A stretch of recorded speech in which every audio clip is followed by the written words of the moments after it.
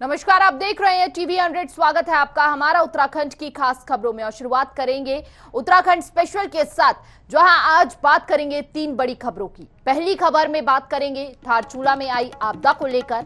दूसरी खबर में बात करेंगे कॉर्बेट में जिप्सी के महिला प्रशिक्षण की। वहीं तीसरी खबर में बात करेंगे कोरोना कर्फ्यू के बारे में।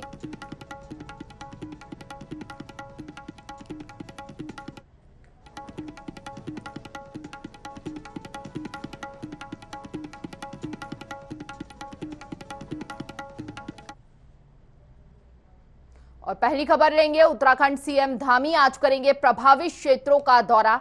हवाई सर्वेक्षण के जरिए आपदा प्रभावित क्षेत्रों का लेंगे ब्यौरा। रास्ते और सड़कें बंद होने से जुम्मा गांव में जनजीवन प्रभावित हो गया है। धारचूला में आपदा प्रभावितों से सीएम आज मुलाकात करेंगे। सीएम धामी 11 बजे धारचूला पहुंचेंगे। वहीं प्रशासन पूरी तरह से तैयार नजर आ रहा है। धारचूला के जुम्मा गांव में मूसलाधार बारिश ने जमकर कहर बरपाया था। अतिवृष्टि से जामुनी और नालपोली तोक में 7 मकान जमींदोज हो गए थे। मलबे में 3 बहनों समेत 7 लोग दब गए थे। इनमें से अभी तक 2 महिलाओं के शव बरामद कर लिए गए हैं, जबकि अभी भी कई लोग लापता ही हैं। बादल फटने से जुम्मा गांव के 4 लोग घायल हुए। एसडीआरएफ, एनडीआरएफ और एसएसबी सहित पुलिस के जवान लगातार लापता लोगों की खोजबीन में जुटे हुए हैं। डीएम ने अधिकारियों के साथ बैठक कर मौके पर राहत और बचाव कार्य कराने के साथ ही क्षेत्र में राहत सामग्री भेजने के निर्देश दिए हैं। सीएम धामी ने जिला अधिकारी पिथौरागढ़ से फोन पर बात कर प्रभावित गांव में भारी बारिश से हुए नुकसान की जानकारी ली। सीएम ने सभी प्रभावितों को तत्काल हर संभव सहायता उपलब्ध कराने को कहा है। वहीं धारचूला पुलिस प्रशासन की ओर से नदी का जलस्तर बढ़ने पर लोगों को अलर्ट किया गया है। उत्तराखंड के पिथौरागढ़ में कुदरत का कहर जमकर बरपा है, जहां पर रेस्क्यू अभी भी जारी है। उसी के साथ कई लोग अभी तक लापता है। आपदा में कई घर जमींदोज हो गए, जिसके चलते रेस्क्यू लगातार जारी है। वहीं कई लोग लापता हो गए। अब तक 2 लोगों के शव बरामद किए गए हैं। प्रशासन हेलीकॉप्टर से घटनास्थल का निरीक्षण कर रही है। सड़क मार्ग अवरुद्ध होने से हेलीकॉप्टर से कराई जा रही है रेस्क्यू। कल रात भारी बारिश से हमारे ग्राम सभा जुम्मा के नाग और खातपोली में भीषण आपदा आई हुई है और जिसमें 7 लोगों की ऑन द स्पॉट मृत्यु हो गई है और शासन प्रशासन के लोग सारे मौके पर मौजूद हैं। एनडीआरएफ, एसडीआरएफ के सारे लोग वहां पर मौजूद हैं और राहत बचाव कार्य चल रहा है। यहाँ पर रेस्क्यू टीम के साथ हेलीकॉप्टर भी यहाँ पर मौजूद है, क्योंकि ऊपर हेली लैंड करने की व्यवस्था नहीं है, इसलिए हम लोग इसको नीचे ही जो घायल हैं यहाँ पर रेस्क्यू किया जा रहा है और हमारे शासन प्रशासन के लोग सब लोग यहाँ पर मौजूद हैं। जिलाधिकारी महोदय को सूचना मिली और जिलाधिकारी महोदय के द्वारा पूरे जिले के अधिकारियों को और पुलिस को, एनडीआरएफ, एसडीआरएफ को सबको एक्टिव किया। सभी लोगों ने अपने अपने हिसाब से सब मौके की ओर और जहाँ ड्यूटी उनको करनी थी वहाँ रवाना हुए और जो मौके पे जाकर के जो सूचना प्राप्त हुई उसमें से 7 लोग सुबह लापता थे। 7 के अरेस्ट 5 डेड बॉडी रिकवर हो गई है या 2 अभी तक रिकवर नहीं हो पाई है। जिलाधिकारी महोदय और कप्तान साहब मौके पर ही है। हेलीकॉप्टर से वो गाँव में जुम्मा हेलीपैड पहुँचा और वहाँ से पैदल 4 से 5 किलोमीटर। और सीएम धामी ने जिला अधिकारी पिथौरागढ़ से ली थी नुकसान की जानकारी। वहीं धारचूला पुलिस प्रशासन की ओर से नदी का जल स्तर बढ़ने पर लोगों को अलर्ट कर दिया गया है। और इस पर ज्यादा जानकारी के लिए हमारे साथ संवाददाता संतोष जुड़ चुके हैं फोन लाइन पर। संतोष, क्या कुछ स्थिति बनी हुई है? ऐसे में आज सीएम का दौरा यानी कि निरीक्षण करने, जायजा लेने वहां पर पहुंचेंगे। किस तरह की तैयारी, किस तरह की उम्मीदें पीड़ितों के बीच देखी जा रही है? जी बिल्कुल सही कह रहे हैं। मुख्यमंत्री जी अभी पहुंचे नहीं है इधर धारचूला में। मुख्यमंत्री जी हवाई सर्वेक्षण करके जुम्मा तक जाएंगे। वहाँ से नीचे जो है एसएसबी का है वहाँ पे उतरेंगे। वहाँ से जो पीड़ित लोग हैं उनसे बातचीत करके उनकी जो भी समस्याएं हैं वहीं से निराकरण करेंगे। साथ ही वहाँ से निरीक्षण करके वापस धारचूला आके यहाँ केआरसी में बैठेंगे। केआरसी में यहाँ कार्यक्रम है जिसमें यहाँ के स्थानीय लोकल जनप्रतिनिधि इत्यादि लोग से रूबरू होकर उनकी समस्याओं पर सुनेंगे। जी बताइए। जी देखिए, लगातार अभी भी कई लोग लापता हैं। ऐसे में क्या कुछ वहां से अपडेट है आपके पास, क्या कुछ जानकारी है? ये अभी एसडीआरएफ और एनडीआरएफ दोनों और एसएसबी की तीनों टीमें उस पर तो में लगी हुई है और बाकी यहाँ से जो हर समय मदद की आवश्यकता पड़ रही है वो जो चौपर द्वारा दिया जा रहा है, तो प्रशासन पूरी मुस्तैद हुई है। बिल्कुल जितनी जी संतोष, भले ही प्रशासन अलर्ट है, तमाम रेस्क्यू टीम वहां पर लगी हुई है, रेस्क्यू जारी है, लेकिन उसके बावजूद भी नदी का जल स्तर लगातार बढ़ता हुआ नजर आ रहा है। ऐसे में तटवर्तीय और इलाकों में भी खतरा और बढ़ता जा रहा है। क्या कुछ तैयारियां वहां के लिए और किस तरह वहां के लोग जो हैं इस वक्त महसूस कर रहे हैं? अब यहाँ के स्थानीय लोग काफी डरे हुए महसूस कर रहे हैं। रही बात जो तटबंध जो पानी का जल स्तर बढ़ रखा है, उसमें प्रशासन ने अपनी तरीके से अलाउड कर रखा है कि नदी किनारे ज्यादा ना जाया जाए। जो नदी किनारे वाले हैं, जो खतरे की जद में पास में है, उन लोगों को दूसरे स्कूल में और इत्यादि जगहों में ग्राम सभाओं में इकट्ठे करके रखने के लिए बुक करवा रखा है रहने के लिए। ऐसे में जो पीड़ित लोग हैं उन तक अभी तक कोई जनप्रतिनिधि, आला अधिकारी पहुंचे हों, उन द्वारा कोई आश्वासन दिया गया हो या कोई मदद अब तक? अभी मदद के लिए तो डीएम और एसडीएम साहब धारचूला के एसडीएम खुद उधर मौके पे हैं और डीएम साहब कल खुद दौरा करके आए हैं। अभी सीएम साहब के लिए वेट कर रहे हैं। ये चौपर हेलीपैड ग्राउंड पे ही है और एसडीएम और डीएम साहब ने जो शासन प्रशासन ने जो मुख्यमंत्री साहब ने कह रखा है, हर संभव जो उनकी जरूरत पड़ेगी शासन से जो भी है रसद सामग्री, खाने की सामग्री जो भी वहाँ पर अवेलेबल हैं वो आपको यहाँ से दिलाएंगी जाएगी कहकर वहाँ हर संभव प्रयास किया जा रहा है। जी संतोष, पीड़ित लोग क्या कुछ मांग कर रहे हैं प्रशासन से?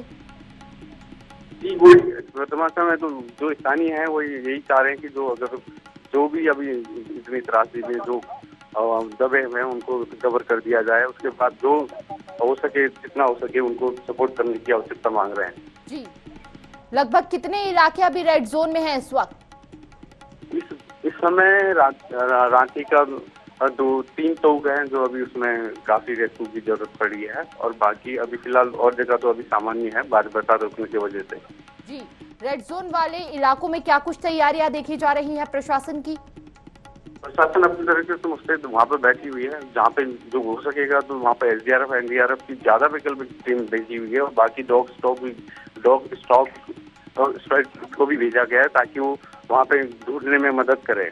जी जो लापता लोग हैं उनको ढूंढ खोजबीन के लिए वहाँ पर सेवाएं देगी। जी ऐसे में कुछ लोगों की मृत्यु की पुष्टि हो गई है जहां पर अब तक वह लापता थे। ऐसे में उनके परिजनों की क्या कुछ मांग है प्रशासन से अब? जी संतोष। जी हेलो, सुन नहीं पा रहा मैं, बताइए। जी कुछ लोगों की मृत्यु की पुष्टि हो गई है, लगातार रेस्क्यू टीम जारी है, ऐसे में कई लोग लापता भी हैं, लेकिन जिन लोगों की मृत्यु हो गई है उनके परिजनों की क्या कुछ मांग है प्रशासन से?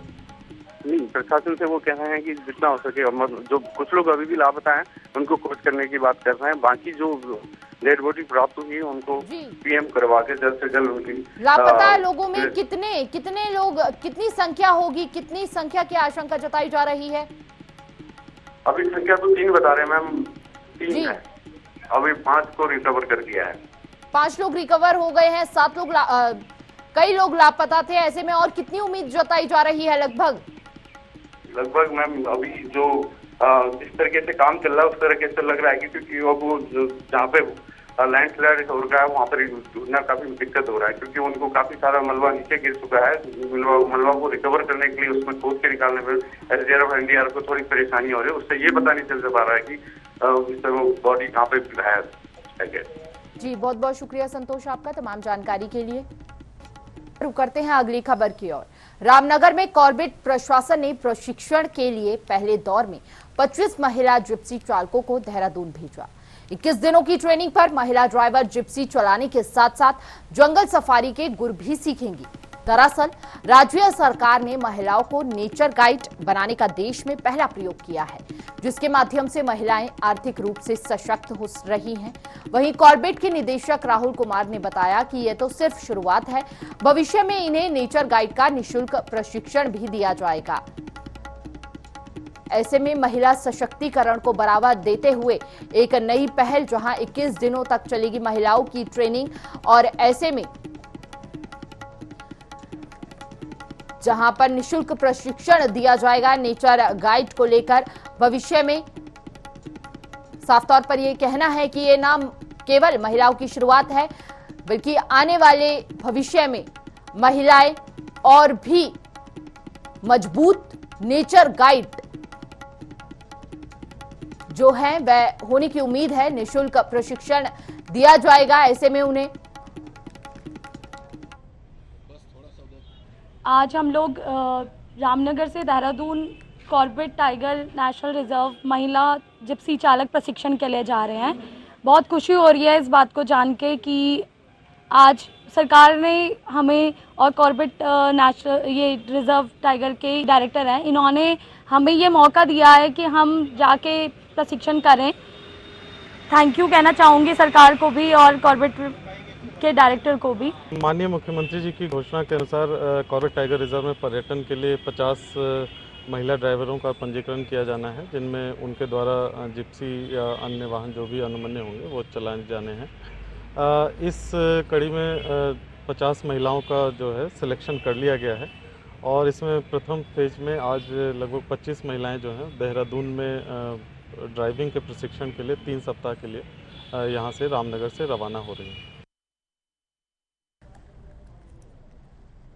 और ऐसे में महिलाएं जिप्सी चालक के रूप में आएंगी। अब नजर यह पहल सरकार द्वारा की गई है। कॉर्बेट प्रशासन ने 25 महिला चालकों को ट्रेनिंग पर भेजा है।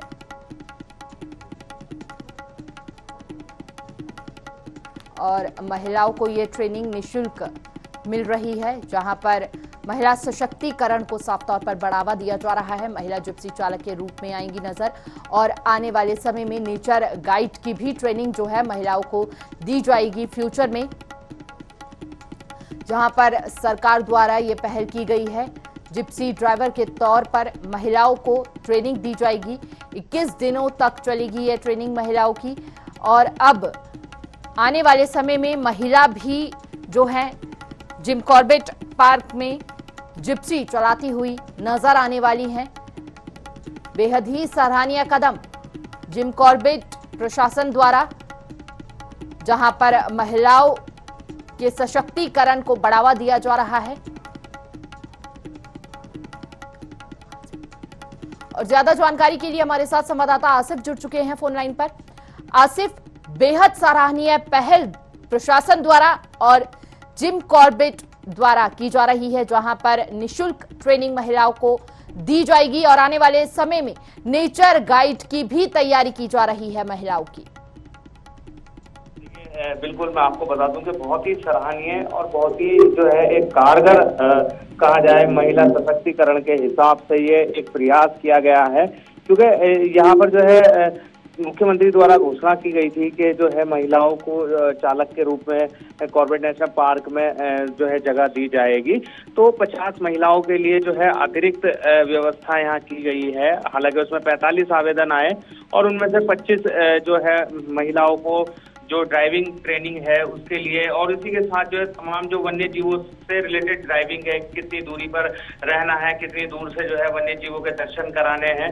तो एक तरह से पर्यटकों के और जो वन्य जीवों के बीच की कड़ी की अहम भूमिका निभाने का भी कार्य इन महिला ड्राइवरों ने करना रहेगा। तो उसके लिहाज से जो है इनको ये ट्रेनिंग के लिए देहरादून भेजा गया है। 3 हफ्ते ट्रेनिंग चलेगी, उसके बाद जो है इनको कॉर्बेट में आने का और जिप्सी चलाने का अपना अवसर मिलेगा। जी, आगे की किस तरह से तैयारियां देखी जा रही हैं? महिलाओं को और भी ज्यादा बढ़ावा दिया जा रहा है, न केवल इनसे वह एक इंडिपेंडेंट वुमेन बनेंगी, साथ ही काम करने का मौका भी जो है महिलाओं को मिल रहा है। हाँ, देखिए, इससे निश्चित ही जो है कॉर्बेट नेशनल पार्क का जो पर्यटन है उसमें एक नया अध्याय जो जिस तरह से महिलाओं को साथ में लेकर जोड़ा जा रहा है तो वो अब जुड़ रहा है, तो उसका फायदा जो यहाँ आने वाले पर्यटक हैं उनको भी मिलेगा, और कहीं ना कहीं जो महिलाएं अभी पीछे रह गई थी उनको भी आगे बढ़ने का एक अवसर मिलेगा, चाहे वो जिप्सी चालक के रूप में हो या नेचर गाइड के रूप में हो। तो वो अवसर यहाँ कॉर्बेट नेशनल पार्क में मिल रहे हैं। और हालांकि जो देखें हम के वन कर्मी जो सुरक्षा कर्मी है उसमें भी जो है कई जगह महिलाओं की तैनाती है, तो उसमें भी और एक तरह से ये जो कड़ी अब जुड़ी है जिप्सी चालकों के रूप में या नेचर गाइडों के रूप में जुड़ी है, तो वो अपने आप में काफी सराहनीय होगा। जी, ऐसे में आगे और क्या कुछ होने वाला है, किस तरह की उम्मीदें लगाई जा रही हैं? पहल बेहद खूबसूरत है, आने वाला समय और भी ज्यादा खूबसूरत होने की उम्मीद जताई जा रही है।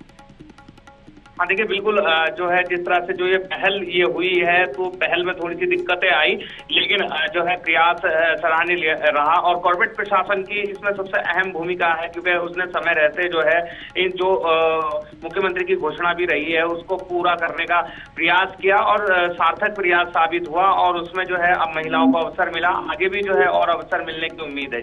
जो महिलाएं ट्रेनिंग पर जा रही हैं, किस तरह से उत्साह देखा जा रहा है उनमें, क्या कुछ कहना है उनका? देखिए, उनका जो है उत्साह काफी कुछ दिख रहा है, क्योंकि एक तरह से जो है जो अभी तक जीविकोपार्जन की एक समस्या थी, वो उसके लिए जो है काफी यहाँ पे जो है सार्थक ये प्रयास हुआ है। इससे जो जीविकोपार्जन की समस्या भी खत्म होगी, और आर्थिकी के स्तर में और महिला सशक्तिकरण के लिहाज से जो है बहुत ही महत्वपूर्ण कदम ये उठाया गया है, और काफी खुश हैं जो इसमें महिलाएं ट्रेनिंग के लिए गई। और क्या कुछ तैयारियां देखने को मिल रही है वहां पर? देखिए, भविष्य में अगर हम बात करें तो इन महिलाओं को जो है वीर चंद गढ़वाल योजना के अंतर्गत ऋण दिलाकर के भी जिप्सियां दिलाई जाएंगी, और उसमें भी जो है प्रशासन का, कॉर्बेट प्रशासन का मानना है और कहना है कि वो काफी उसमें सहयोग करेंगे, और जो लोग जो है जो जितनी मेहनत करेंगे उतना उनको परिश्रम भी मिलेगा। और जो है कॉर्बेट नेशनल पार्क ही एक ऐसा पार्क है जहाँ पे जो है नेचर गाइड या जो है जिप्सी चालक महिलाएं रहेंगी। जी, बेहद ही सराहनीय कदम सरकार द्वारा। अब आने वाले क्या समय में पर्यटक स्थलों पर भी, और जो प्रदेश में तमाम पर्यटक स्थल है वहां पर भी कुछ महिलाओं की भूमिका निभाती हुई सरकार ऐसे में कोई कदम उठाने वाली है? देखिए, बिल्कुल ये एक जो है एक तरह से नजीर बन के सामने आएगी, और कहीं ना कहीं इससे जो है और जो है सबक लेते हुए अन्य जगहों पर भी जो है प्रयास किए जाएंगे, और जहां पर कमी है, जहां पर जो, क्योंकि देखिए पर्यटन प्रदेश है, तमाम ऐसे पर्यटक स्थल हैं कि जहां पर महिलाएं बहुत अच्छी भूमिकाएं निभा सकती हैं, तो वहां पर एक अवसर मिलेगा। सरकार को भी जो है ये प्रैक्टिकल सक्सेसफुल होता दिखाई दे रहा है। तो भविष्य में उम्मीद है कि जल्दी ही जो है अन्य पर्यटक स्थलों पर भी कई जगह महिलाओं की तैनाती होगी, उनको भी विशेष कार्य दिए जाएंगे। जी देखिए, 21 दिन ट्रेनिंग और उसके बाद ड्यूटी पर ज्वाइन कर लेंगी ये महिलाएं, तो ऐसे में ड्यूटी ज्वाइन करने के दौरान वहां पर महिलाओं की सुरक्षा की क्या व्यवस्था देखी जा रही है? देखिए, अगर हम बात करें, कॉर्बेट नेशनल पार्क एक प्राकृतिक पार्क है, और यहाँ की जितना भी जो जंगली जानवर हैं वो पूर्ण रूप से प्राकृतिक वास करते हैं। कहीं पर कुछ भी ऐसा नहीं है कि फार्मिंग हो या मानव निर्मित हो। तो इस लिहाज से देखा जाए कि कॉर्बेट नेशनल पार्क का जो पर्यटक आनंद लेने आते हैं उसी वाइल्ड लाइफ का आनंद लेने आते हैं। और लेकिन साथ ही साथ अगर हम सुरक्षा की बात करें तो कॉर्बेट नेशनल पार्क के अंदर बहुत बड़ी सुरक्षा कॉर्बेट नेशनल पार्क ने बनाई हुई है। काफी जो है सुरक्षा कर्मी हैं जो लगातार गश्त करते रहते हैं। इसके अलावा जो है पर्यटकों के जो ये जिप्सी है, जिप्सी से बाहर नहीं निकलने का एक नियम है जो कि, और साथ में जो है अन्य स्टाफ जो नेचर गाइड के रूप में रहता है वो भी है काफी जानकार और जो है कहा जाए कि वहाँ की हर चीज से परिचित है। तो इन सारी चीजों को देखते हुए इस लिहाज से जो है जो सुरक्षा की बात करें, चाहे वो पर्यटकों की हो या इन जिप्सी चालकों की हो, उसका पूर्ण इंतजाम है। जी बहुत बहुत शुक्रिया आसिफ इकबाल आपका तमाम जानकारी के लिए। और इस वक्त की ताजा खबर सामने आ रही है देहरादून से, जहां कोविड को लेकर शासन की नई एसओपी सामने आई है। राज्य में कोविड कर्फ्यू की अवधि को बढ़ा दिया गया है। 7 सितंबर तक पहले की तरह रहेगा कोविड कर्फ्यू। सभी जिला अधिकारियों को जारी निर्देश कर दिए गए हैं। विवाह और अंतिम संस्कार में 50 व्यक्तियों की अनुमति होगी। राज्य में बीते 24 घंटे में कोरोना के 38 संक्रमित नए मामले सामने आए हैं। एक की मौत, 16 मरीज स्वस्थ हुए हैं। ऐसे में राज्य में बीते 24 घंटे में कोरोना के 38 नए संक्रमित मिलने से यह फैसला लिया गया है। साथ ही ब्लैक फंगस का भी मरीज प्रदेश में पाया गया है। वहीं डेल्टा वेरिएंट का मामला भी सामने आया है, एक की मौत हो गई है और 16 मरीज स्वस्थ हुए हैं। सोमवार को 13,392 सैंपलों की जांच रिपोर्ट नेगेटिव आई थी। चमोली, पिथौरागढ़ और हरिद्वार में 2-2, देहरादून में 11 संक्रमित, नैनीताल में 3, पौड़ी गढ़वाल में 18 मरीज मिले। अल्मोड़ा, बागेश्वर, चंपावत, रुद्रप्रयाग, टिहरी, ऊधम सिंह नगर, उत्तरकाशी में मरीज नहीं मिले। वहीं प्रदेश में अब तक 7,381 संक्रमित मरीजों की मौत हो गई है। प्रदेश में अब 38,795 लोगों ने अपनी लोगों ने वैक्सीन लगवाई है। कोरोना से जंग की लड़ाई में अब तक प्रदेश में 64,13,205 लोगों को दी गई है वैक्सीन की पहली डोज। वहीं 20,05,858 को दोनों डोज दी जा चुकी है। पौड़ी में डेल्टा प्लस वेरिएंट भी मिला है, डेल्टा वेरिएंट का पहला मरीज मिला है। वहीं कोटद्वार में कोरोना के डेल्टा प्लस AY12 वेरिएंट का पहला मामला सामने आया है, जिसको देखते हुए प्रशासन अब अलर्ट मोड में नजर आया है। और ऐसे में इस वक्त की ये ताजा खबर सामने आ रही है, जहां 7 सितंबर तक पहले की तरह कर्फ्यू लगा दिया गया है प्रदेश भर में। जिस तरह से मामले जो हैं एक बार फिर से बढ़ते हुए नजर आ रहे थे, हर रोज मामलों में मामूली बढ़ोतरी देखी जा रही है और ऐसे में नए वेरिएंट भी प्रदेश में दस्तक दे चुके हैं, जिसके बाद प्रशासन द्वारा यह कदम उठाया गया है, जहां पर कर्फ्यू की अवधि को बढ़ा दिया गया है। अब 7 सितंबर तक जो है वह पहले की तरह कर्फ्यू जारी रहेगा। हालांकि आज के दिन 31 तारीख को कर्फ्यू से पहले का जो कर्फ्यू लागू किया गया था वह आज समाप्त होना था और अब 7 तारीख तक कर्फ्यू जो है वह जारी रहने वाला है। लगातार प्रदेश में कर्फ्यू की अवधि को बढ़ाया जा रहा है। जिस तरह से मामले जो हैं भले ही मामूली बढ़ोतरी हो रही हो, लेकिन मामले बढ़ते हुए नजर आ रहे हैं प्रदेश में। और साथ ही नए वेरिएंट्स, नया स्वरूप कोरोना का प्रदेश में दस्तक दे चुका है, जिसके चलते खतरा और भी ज्यादा बढ़ गया है। ऐसे में प्रशासन एक्टिव मोड में नजर आ रहा है और अब सख्ती बरतने की एक बार फिर से फिराक में है, जिसके चलते यह संक्रमण और फैलाव ना हो। वहीं लगातार यह फैसला लिया गया है कि कर्फ्यू को और भी ज्यादा बढ़ाया जाएगा। इस बीच तमाम लोग लापरवाही भी बरतते हुए नजर आ रहे हैं। ऐसे में सावधान रहना बेहद जरूरी है। टीवी 100 लगातार अपील करता हुआ रहा है। मास्क, सैनिटाइजेशन, सोशल डिस्टेंसिंग बेहद जरूरी है। साथ ही वैक्सीनेट होना भी बेहद जरूरी है। एकमात्र उपाय है कोरोना से बचाव का, तमाम वेरिएंट से बचाव का। जिस तरह से बेहद घातक जो है ये नए वेरिएंट्स हैं, उसे देखते हुए वैक्सीनेशन एकमात्र उपाय है उनसे बचाव का।